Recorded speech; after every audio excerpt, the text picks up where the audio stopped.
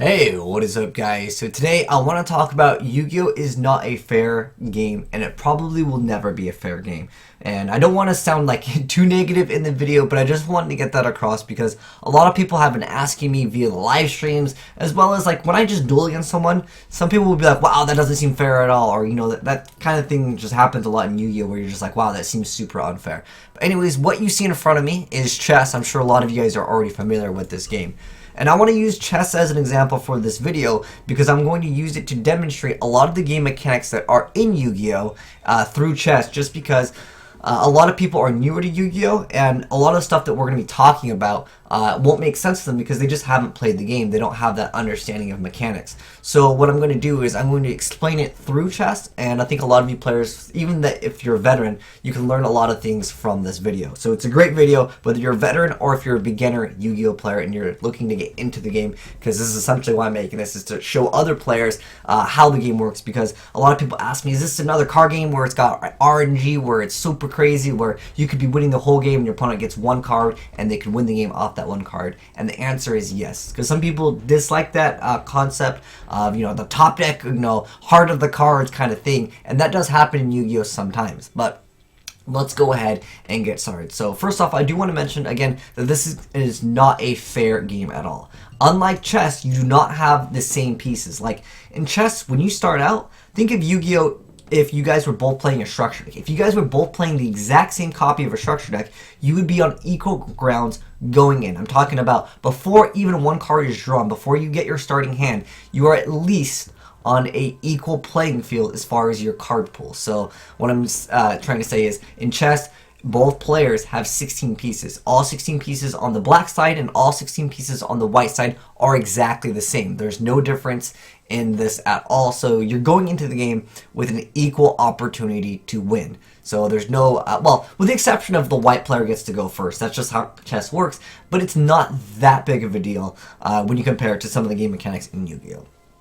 So there are, of course, different decks in Yu-Gi-Oh! You can play dragons, you can play plants, you can play dinosaurs, you can play magicians, you can play dragons. You can do a lot of different things. There's the card pool is super huge in Yu-Gi-Oh!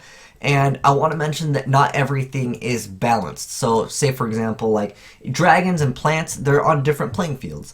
Right now in the game, everything is revolved around a mechanic called pendulum summoning. That is the strongest way to play the game right now. And there are different archetypes. So, like I said, an archetype can be related to like dragons. You can do fishes. You can do mermen. You can do plants. You can do electric.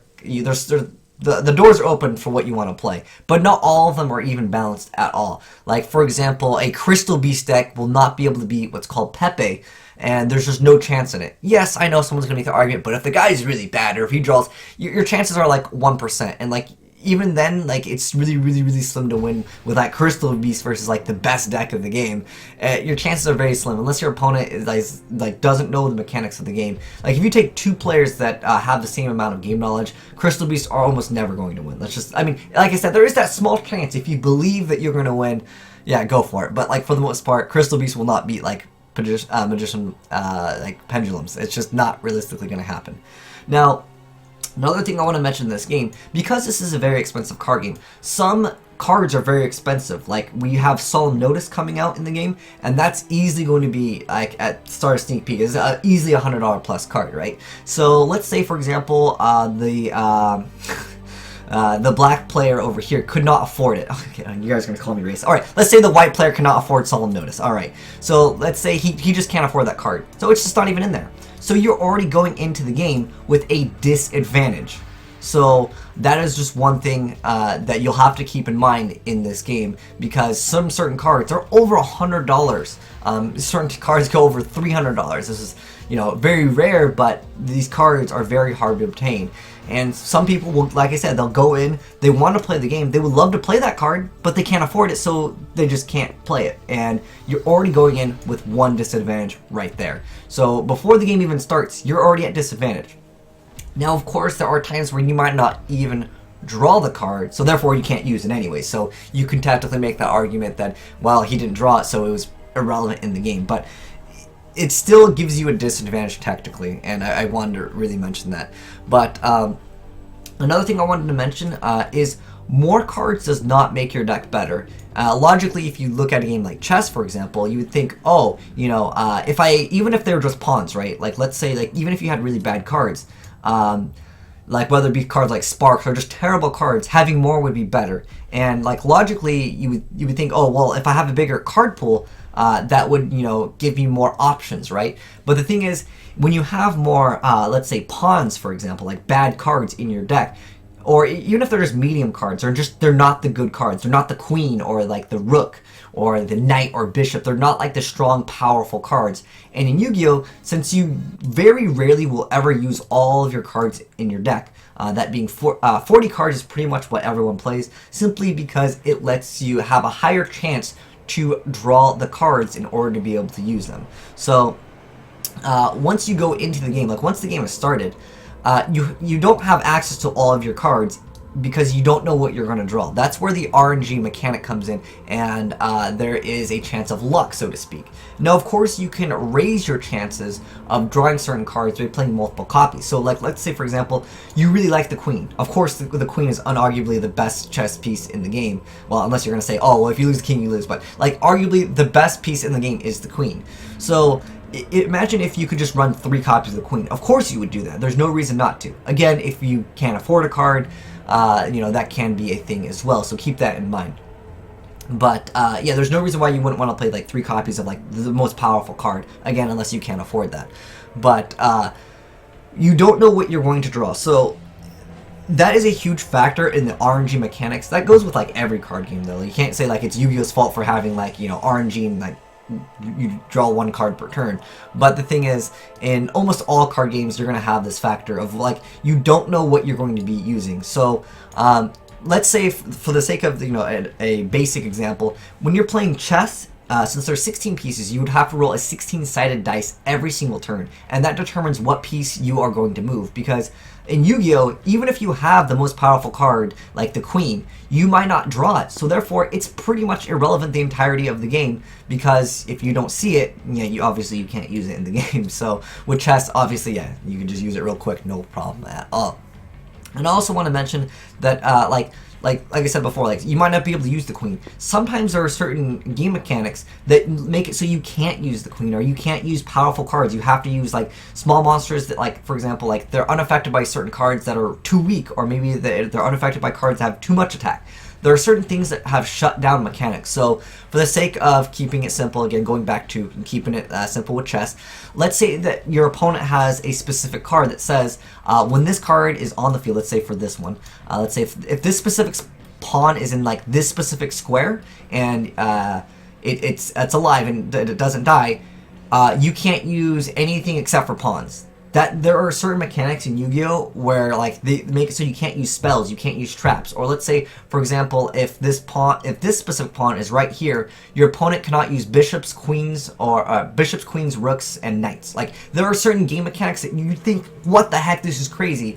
But there are cards to get around them, but if you don't see them, it's completely irrelevant anyway. So I figured I'd mention that because there are so many times right now in this game where one person will throw up a Naturia Beast and the other player will play pendulums, and the other player can't play at all. Like you just go into the game and one person will make one move and you've instantly lost right then and there. So like, let's say for example in chess, the white player obviously goes first. So let's say he goes ahead and goes first, and then he goes, I pass. This specific pawn, like, for the sake of the video, let's say that this is Naturia Beast. He goes first and he goes Naturia Beast. And the other player doesn't have a way to get rid of this card.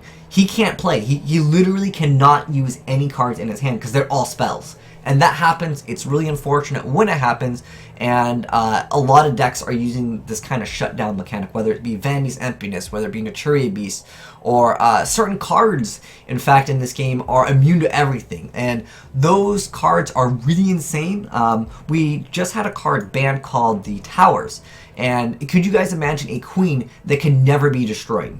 So like you can never attack her. Like that's the special ability. You cannot touch her with anything. None of your pieces can get rid of this. Some decks just literally do not have an answer to towers. Now this card is banned, but there's another card that's very similar. It's a Super Quantum Magnus, the Great Magnus, and that card essentially is like, it's the same mechanic. It essentially is, once you get out this card, and sometimes you can get it out turn 1. Again, going back to the same idea of the Tree Beast, like you will instantly win, and that can be very discouraging for a lot of newer players, and that's just a mechanic that a lot of people don't like, but it is in the game.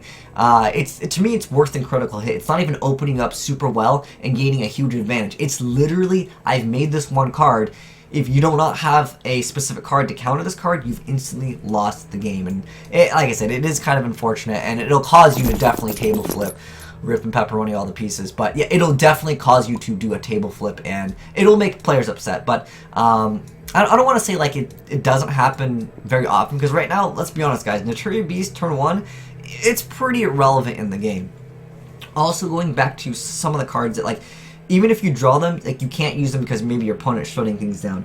There are certain powerful cards in this game that have higher requirements that you won't be able to get out even if you draw them. So let's say, again, going back to the same idea of, because if you don't draw the card, you can't use it anyways. Let's say that you roll and you get the queen. Like, you roll the dice, you got to move the queen. Now, let's say, let's go to Yu-Gi-Oh! As an example. Let's say you have 3 Judgment Dragon in your hand. If you don't have the Light Sworns in the graveyard, you can't use that card. So let's say, for example, for the sake of this video, if you want to use the queen, in order to move her at all, you had to have 4 different chess pieces that are dead. So let's say you'd have to have a dead pawn, a dead rook, a dead knight, and a bishop. In order to even move the queen, you have to have these requirements met. And even if you have to have 3 queens, it doesn't matter, because you can't use them because your requirements are not met. So not only can the game come down to your requirements aren't met and you have too many copies and you can't make a move, sometimes your opponent will say you can't special summon, therefore you can't use this card anyways. So